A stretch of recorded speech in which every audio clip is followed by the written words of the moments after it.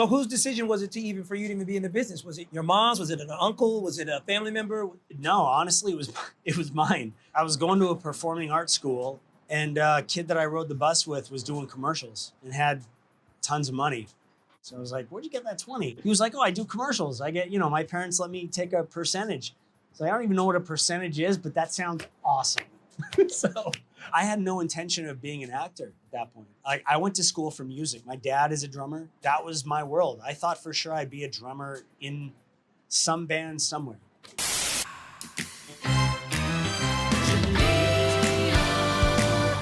in the spotlight, there's no vacation. Stars getting older in a life of entertainment. You have to grow and save your dough to bask in the glory. Young stars now adults sharing their stories. After Hollywood shadows, shying away from the laughter. And the year without years ago, yes I know, but I'm still on the go. Did you know? Still hanging around, playing the game, still throwing it down. Yeah, the mood is right, show us how it's done. Let's have some fun.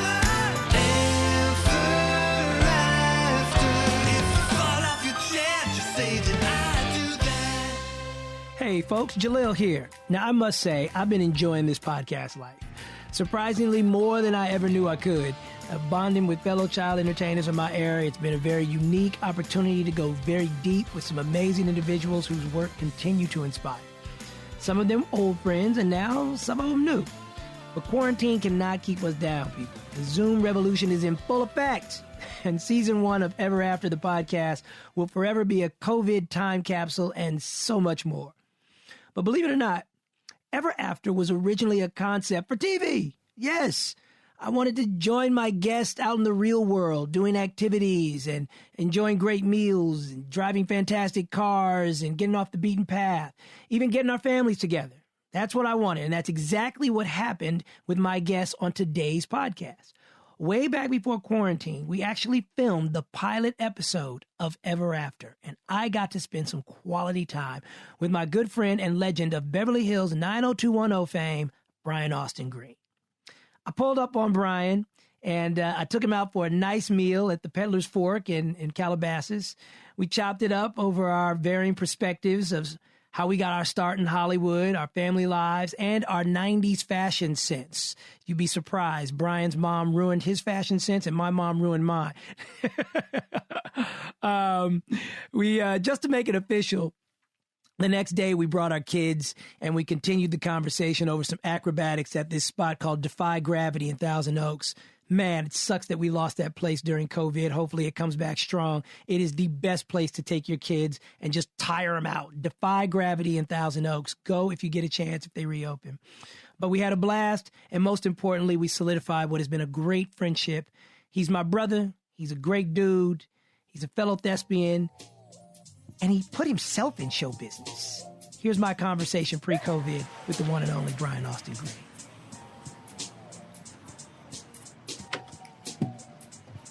The comfortable car. There it is, man. Only send the best for you. How you doing? How are you, man? You look good, man. Good to see you. I like it. I like it. Dude, you're wearing the purple and gold. I got to. Otherwise, Snoop heckles you. Brian and I met shooting a pilot for Good Morning, Miss Bliss. Now, that pilot never went anywhere, but it became Saved by the Bell. Are you Lakers or Clippers, though? I'm an LA fan. From there, Brian went on to do Beverly Hills 90210. And his life didn't stop. As an adult, Brian is always working. You've seen him in things like Anger Management, The Sarah Connor Chronicles, and Desperate Housewives. Thank you. So whose decision was it to even for you to even be in the business? Was it your mom's? Was it an uncle? Was it a family member? No, honestly, it was mine. I was going to a performing arts school, and a kid that I rode the bus with was doing commercials and had tons of money.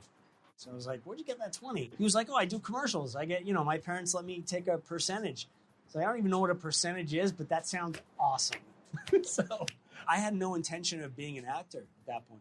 I went to school for music. My dad is a drummer. That was my world. I thought for sure I'd be a drummer in some band somewhere. 90210, when you see your old self, how does it make you feel? How do you think it makes me feel? Judging just by my laugh. I wish I had more friends. Wait. I wish I had people that really cared about me that are like, you can't wear that. You can't do your hair like that. Stop. I know it was a sign of the times. Like, I know the 90s where they were in transition, so people didn't really know what was going on. It was that weird period. You didn't have any friends. Nobody gave a damn about me. But that Nobody gave a damn. But Urkel was your job description, and you did it really well. You went for it because that was funny. Yeah. People expected that. How long have we actually technically known each other? God, how old were we when we shot Miss Bliss? I felt like I was like 9. You weren't a teenager, like 12? No, I 11? wasn't a teenager. Okay, no, No. so you were about 12, about 9 and 12. I was a little younger than you, actually. You were younger. Yeah. And I can see in your acting, because your acting was better than mine at the time when I look back. Actually, no, I've seen that scene that I had. It wasn't that good. Now, at what point did you learn that Good Morning, Miss Bliss was the pilot for Saved by the Bell? I don't remember when I learned that, but I remember they called originally after the pilot was picked up, and they wanted us as a cast to move to Florida to shoot. I was like, They asked you to move to Florida? yeah. It's like, I'm not moving to Florida. There's no way. They didn't ask me to move to Florida, so I guess I was fired quick. We're like, replace him. There's got to be a Florida version of Jaleel. Hilarious. We didn't have Instagram and Facebook. At what point did you know you were famous? That's a moment for everybody. You know, we did the first season of 90210 and nobody watched. And it wasn't until we had these summer episodes where we had new shows on when other shows were in rerun and the kids were off from school that all of a sudden it caught on, and it was like overnight. It went from nobody was watching to everyone was watching. That was when I realized, like, oh, people are watching this show.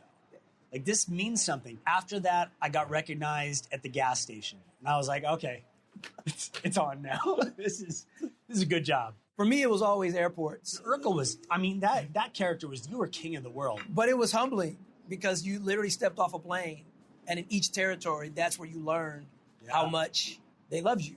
Yeah. And for me, like, New York was always a big territory. Like, arriving in New York was a thing. That's when you got the paps. Your character was so different from you. When you'd show up in those places, people get to know Urkel. They don't get to know Jaleel White the same way. Yeah. So you had a bit of anonymity within yourself. Oh, there's no anonymity with these eyes. There's no anonymity. Not with the eyes so much, but like with your day-to-day life. With 90210, we were playing what people perceived as versions of ourselves. Right. So you couldn't step out of that. There were positive aspects of it. That stuff, like traveling, meeting people, buying cars and homes and stuff like that.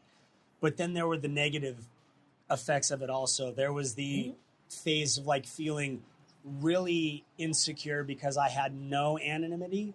So it was like you felt like you were on all the time, and that's impossible to do.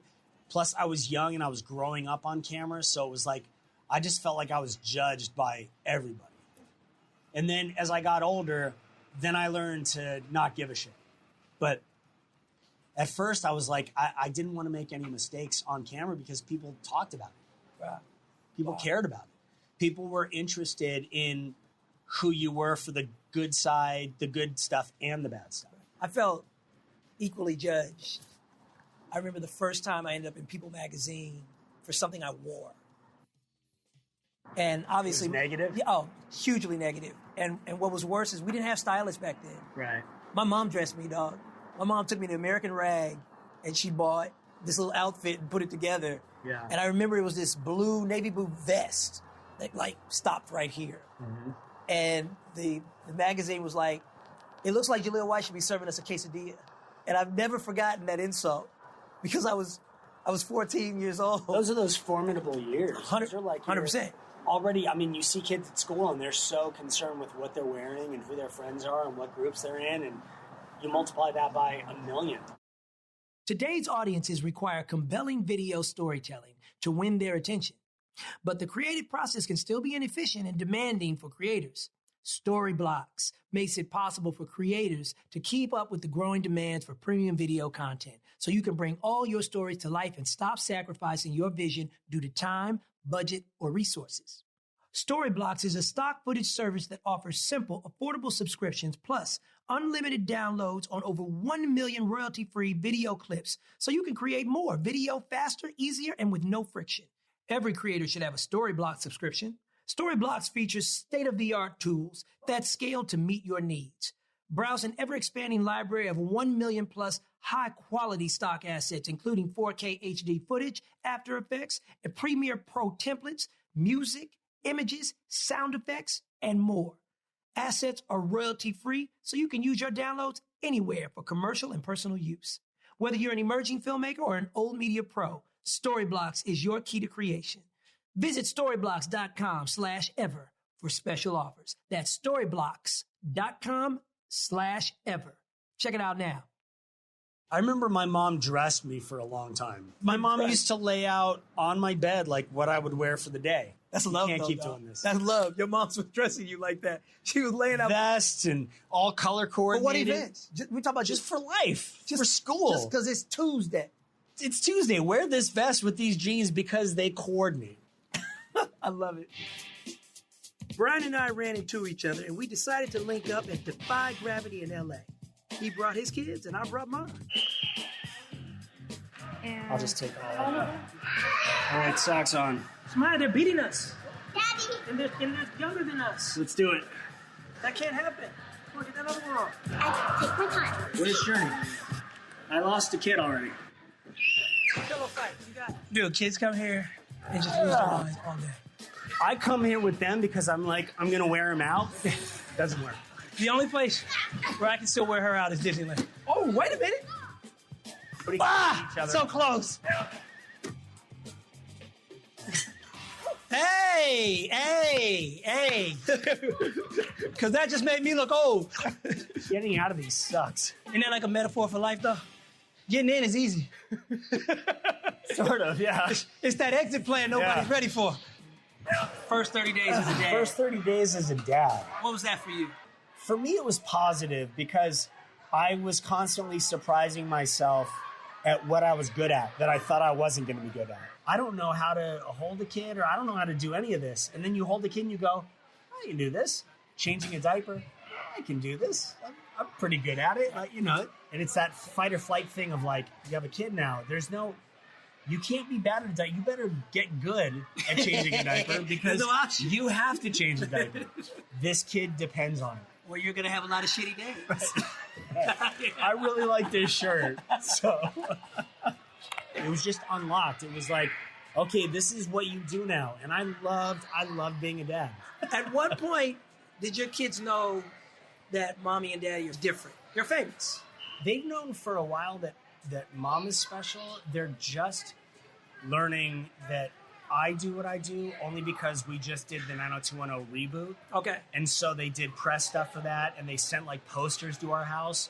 And so they saw me on a poster, and they were like, "Oh, you're on a." And so they each have a poster in their bedroom. Right. I was fine with it because all of a sudden it made me cooler. In the beginning, It's a nice credit. Samaya's relationship with my fame was really interesting. It only registered at Disneyland. When you got stuff for her. Yeah, because exactly. Before then, people would ask me to take a picture. And she just wanted to photobomb. Then she reached an age, too, where she would get sassy. And if somebody like wanted to ask me, for a photo, she almost wanted reassurance that she could stop that photo and get my attention. Right. So it was like, all of a sudden, she needed something. Daddy, I need, I said, baby, I'm taking a picture. And then the latest stage, which has really been cool, was she wrote a paper at school, man. And she had to describe somebody that she admired. And she wrote a paper about me. Really? And it was like, I was at open house, man. That's and I'm amazing. like, I got through half of this thing. And I actually kind of had to like stop reading because I was like tearing up. Yeah. And one of the things that she wrote, I really admire that my daddy takes pictures with people when I know he doesn't want to sometimes. That's really cool. That's really observant. It reaffirms something that I know instinctively is that they don't really want to listen to us. They do, though, on But some they level. watch Yeah, everything we do. Now, do you miss the days before you had your kids? Or is that just gone? No. You I don't miss don't it? miss it, no. Because I really lived life. So did you. Don't be telling on me, man. Don't be telling me.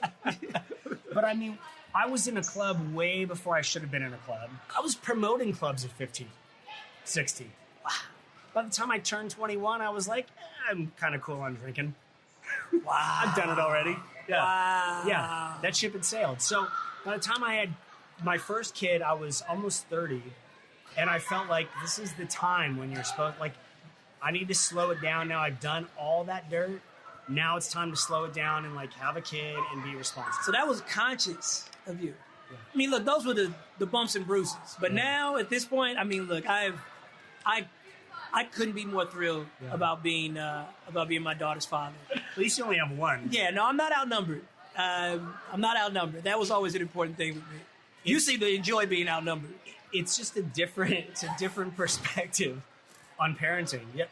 Like my wife and I, we got really good at man to man, and then you have three, and all of a sudden you have to play zone. You have to, okay, I'll cover the door in this half of the room, you cover that half, and then if a kid steps in our zone, then we got it covered. You get used to that, and then you start playing zone by yourself. You start going, yeah, I can do this. Well, now you got two. You can block them. Ooh! We got High five. Oh, see ya.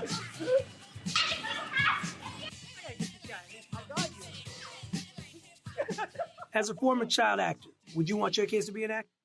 I wouldn't deter them from acting, but I wouldn't put them in acting necessarily. I wouldn't be like, hey, you're really good looking, so let's go to set and do it. But if you're into it, I would support it 100% because we got lucky. We're still working. I didn't fall off the edge of the cliff. This is what I've done. The entertainment industry has treated me pretty well. I've made a good living and continue to and plan to for the rest of my life. So I wouldn't deter it at all. Listen, most people cannot say that they've managed to stay in one profession for 40 years. It's true. I've been in SAG longer than my wife has been alive. Okay, hey, now that means something. That's a swaggy line right there.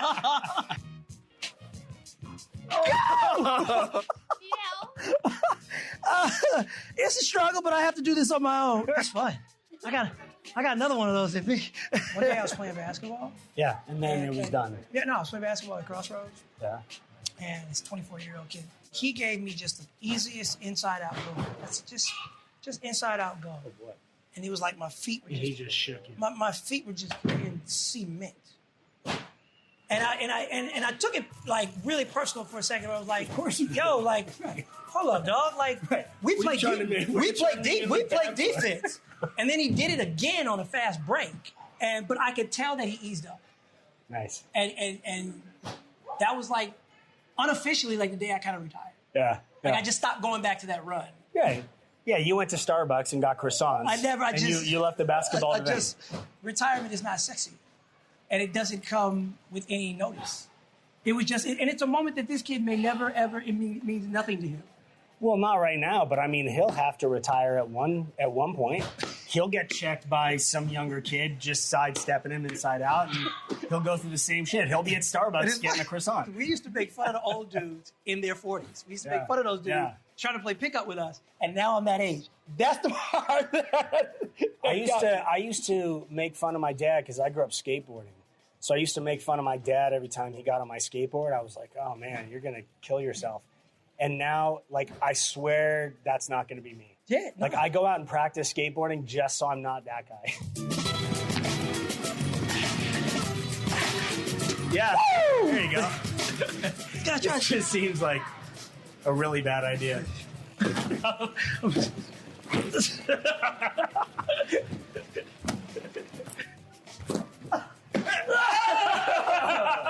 I won. He hit the phone first. By like a millisecond. Hey, I'll take it. I need a break. Yeah.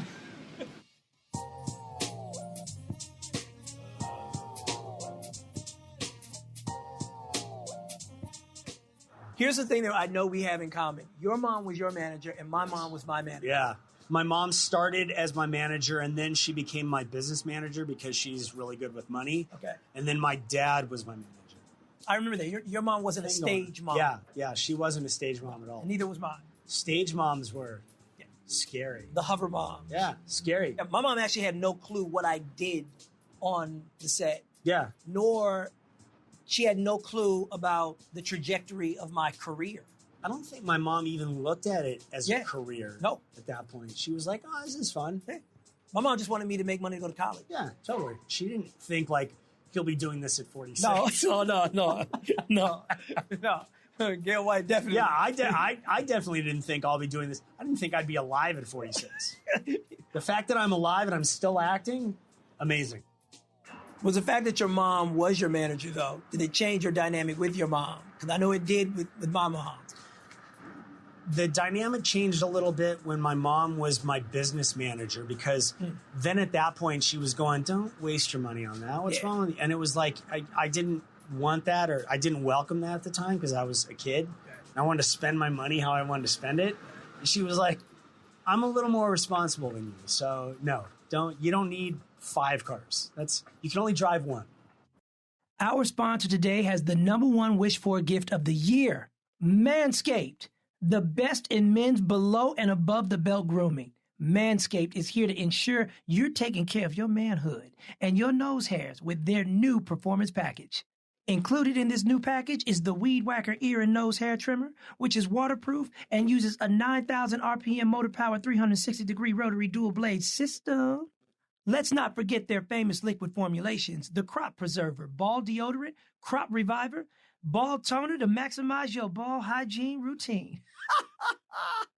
'Tis the season to manscape, so get yourself, your dad, your brother, and friends the best gift of all, the Manscaped Performance Package. The Performance Package is the best value that Manscaped has to offer. Get 20% off plus free shipping with the code EVER at manscaped.com. That's 20% off with free shipping at manscaped.com. And don't forget to use that code EVER. Hey, I'm using this thing, dog. This is nice. I'm about to be groomed for somebody. Do you feel like you traded in your teen years for a version of yourself that wasn't you? I don't know. It's kind of that's impossible to answer. I mean, I do. Do you really? Oh, yeah. I definitely do. I don't regret it, but yeah, I do. I don't feel like I was robbed of anything, because the experiences that I have are incredible. Do you feel like that there's a portion of your teen years that were just like, you were kind of being someone else in order to satisfy crowds and people and producers around you? Yeah, but I mean, wouldn't you be anyway? I guess you would in high school. That's all showbiz is. It's just a big, out of control high school. Totally. Right? Yeah, it's all about clicks and popularity. And there you all go. That. So all right. What we do is just a bigger version. It's just a it's a bigger much bigger version stage. of high school. Yeah. That's what it is. How do you manage the highs and lows of this business so you can preserve your self-worth? Because the thing I'm most impressed with when it comes to you and I is I feel like we feel normal as heck. But I think that's the key. For me, at least it is it's just a job. Say it's not, I don't get my sense of self-worth from work. I don't get it from being on set. I don't get it from those people. I get it when I go home and I see my wife and I see my kids. Like, those are the things, when I'm laying in a hospital bed and they're around me, that's what's going to mean something. Not the jobs that I've done or who I worked with or who I did a scene with. That's not going to matter. That lives forever on film. But that's just one aspect. That's not me. That's what I did. That was my job. And I think the more we can keep that separated, that's what works for me. Jonathan Brandis, we both grew up with that cat. Yeah.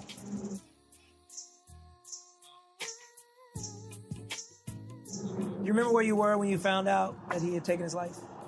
I don't remember where I was, but I remember Jonathan was one of the, if not the first person that I had lost that was my age, that made me step back and realize that that I can't put so much importance on what it is I do. Like, it was just a reminder of, like, just keep doing what I'm doing. Like, you know, I don't live to work. I work to live. And so it's different. I have a different outlook on life. That was a big one for me, of like, you know, because I'd known him and other kids who had been really pressured by their parents and pressured by outside forces to succeed. And that's way too much pressure than anybody should have from anyone or for themselves. I think at that point, that was a really good reminder to like step back and go, okay, this is really cool what I'm doing, but if it stopped tomorrow, I've had a really cool time so far, and I'll find some other stuff to do. Now, you've done an amazing job of managing your personal life as you've gotten older, especially. And I just feel like we're all going to make the little mistakes that you're supposed to make in your 20s and your 30s or whatever. But as we've gotten older, when I run into you, I'm like, this dude really has it together. And I think that's your belief in family. It's the errors and the things that haven't gone right for me to go, okay, I'm going to do it differently next time. You know, it changes the way you look at things. Like when you don't have kids and you spend money on dumb stuff, on cars and clothes and, you know, all that stuff, and you act like a baller, and then you look back on it and you go, where the fuck did all that money go? What's the biggest power trip you've ever seen on a set by an actor? Do I have to give names now? Heck no. Heck no. We ain't trying to get in trouble. I've seen a lot. I think the one that bugs me the most is people that are late to set. That drives me insane. That's a huge pet peeve for me. All right. Why, you always late? No. I'm actually good with time. Good with time. If there's no money involved, I'm bad with time. Really? If there's money involved, There's I'm no on money time. involved. Yeah, they get what they get. They get what they get. But if there's money involved, I'm on time. Biggest power trip I think I ever saw came from, I'll throw his name out there because it was just funny. William Shatner. Yeah. Not cheap. Because That's all you have to say is William Shatner. I was supposed to play like a hotshot lawyer that their firm was recruiting. Right. And in rehearsals, he pinched my cheek. Just randomly at the end of his line, he's like, "You're going to make a fine lawyer." Just pinches my cheek like that. Now, you know, as actors, if you're going to touch another actor, you might want to just give him a heads up, say something, whatever. I didn't trip. I didn't bug, though. But so right before we shot, the director, John, was like, "Oh, Bill, the cheek thing, you don't have to do that." And so John tries to skedaddle on back behind the camera, and Bill was like, "No, I like that move."